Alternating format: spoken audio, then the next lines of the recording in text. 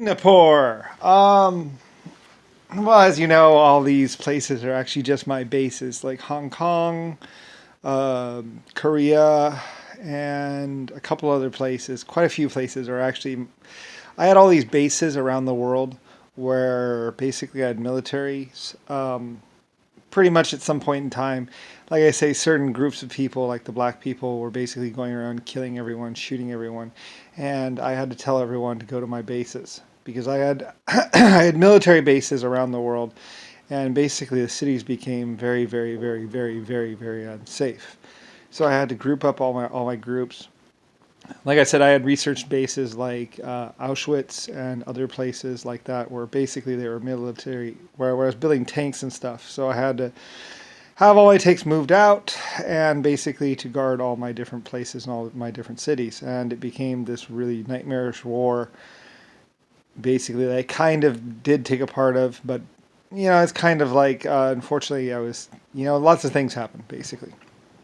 Anyway, though, talking about Singapore. Singapore, of course, is a building capital of the world, or at least was for cheap leather goods. Or they weren't cheap; they were actually well made. Like I said, sometimes in Singapore, you actually found better than the real goods. In fact, some people were like, after a little bit, people actually wanted to buy only from Singapore because, well, I mean, at first it was knockoff goods, and then because they're copying, they're basically using all my because I own everything, basically. So they were able to build.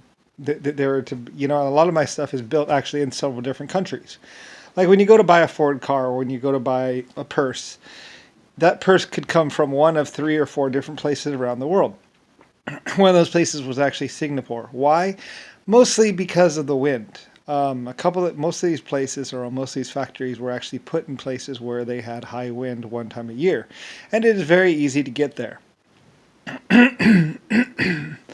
I believe Singapore is one of those places where it's very easy to get there, and there was high wind. Like there are a couple places where there's wind 70% of the year, and I was like, well, let's build a factory there. That's a perfect place to put a factory. Is the place where, I mean, nobody really wanted to live there, but because of all the wind, and it was known as a windy city, or at least one of these places was known as a windy city, and it was really easy to just go from one side to the other side across these places. And in fact, I believe in Singapore, I had one of the first tallest buildings because of the fact that I was trying to do wind power.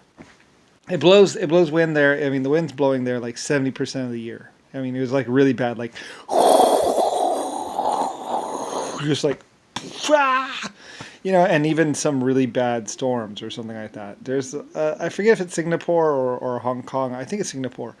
Had some really bad storms there, and people just had a hard time living there, like 3 or 4 times of the year. But with enough money and enough work and enough structural integrity, we were able to build a fairly nice little citadel or stronghold. But basically, a place where ships could come in. The harbors were also really a nightmare because out there in the ocean is like it's like tidal wave. It's like LS ship. And like tidal wave, just like going right over it and just would wash it away. So the harbor, that's why the harbor was dredged, why we have that big harbor inside there, because anything outside the harbor was like, bye bye, wave goodbye to your ships. Except for my ships, of course, which were basically watertight, so they were able to throw the anchors down, drop another anchor, and they would thread out the storm. Like I say, LS ships, my ships could take a Category 5 hurricane, or 6. There actually have been some Category 6 hurricanes where it's like 120-foot breakers, just like right over you. And my ships were able to just basically drop the anchor and just hold on. And that's when the bows go underneath the water. And my ships could submarine, of course, and just like water waves going over it. And they could just get dragged a little bit further and further and further. And like some of my ships have actually gone through that. So anyway, I am man of the sea, man of the ships, man of well, ships is they're with an S because of the word star. I named them, so I forget why I named them ships. Anyway, but basically LS. So LS as in shipping, LS as in star. It's double double use name. But basically, anyway, though, in Singapore, I had my wind towers, which were getting energy or textiles. They would run textiles, like two or three. We built a tower basically. We put all these little like swirly things on them and stuff like that, and it would run a textile. And it was a lot of money. I spent like 30,000 gold, or I mean, like 300 gold or something like that for this tower basically. And it really didn't work all that well, but it was kind of cute. And people would go see it, and it was kind of interesting. And it ran a textile or a grain grinding mill or something like that. But it was built a long time ago. Anyway, though, because I always wanted, I was major ships. I was majorly into shippings, like all the ships. Like you go back and you'll see like the B something or other. And also like I say, a lot of the ships you would notice had the designation LS or LC, which is Lucifer Star basically. Ships, and there's also a lot of LVC stuff and everything else because I was majorly into production and stuff like that. So anyway, so I always wanted to have a ship on a building because I build really tall buildings, right? And I build sea ships. So I was like, I want to put a ship on a building, and I could pay for it. So I think they built a building a long time ago and then lifted a ship on top a long time ago. So there's actually like, I think somewhere I did it where there's actually an ocean going ship on a building. I think it was a wooden ship or something like that, and they just built some steel frames and then lifted this giant ship on top. But it was only like a 300 footer or something like that. Eventually it was getting old and fell apart or something like that. But basically there was somewhere around the world where there was a ship on the building. Anyway, it got torn down, and later on I even had a steam museum on a building or something where I had some steam trains up on a building, and the steam trains were on the two outside edges, and it supported the middle section or something like that. And it was a train museum up high in the top. Anyway, tourism always made a lot of money, and I was always making a lot of money. So anyway, so in Singapore they finally built my big ship because I wanted to put a big ship on a building.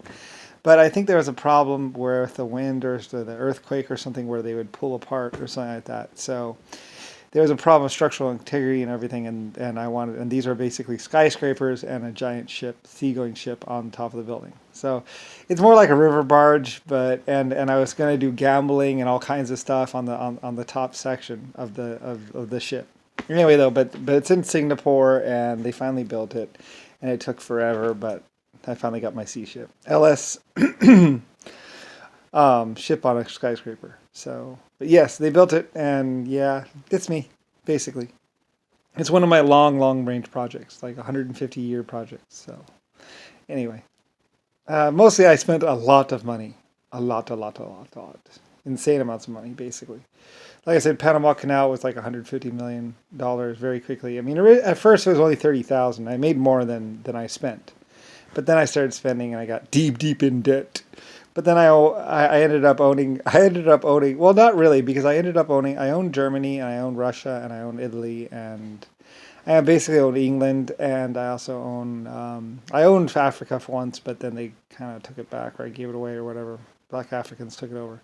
So, and I owned Australia, and that was like my prison, like you're a problem for everyone, go live here, place. And then they became a problem for the base, and we had to take it back and all that other stuff. And also, like, I also owned several different places, like America. I owned Mexico, and then, but you know, the Mexicans are really good and like hug, kiss, and they actually helped me fight a war because America, you know, the Yankees were taking away my America, or my, you know, what is America. So the Mexicans actually helped me take back California, and also helped me with building and maintaining what is America, because JFK and Nixon, they were going to take it all away from me and kill me. So the Mexicans, because I helped out with them over there in their country, they helped me out with America. So otherwise I wouldn't be here. So anyway.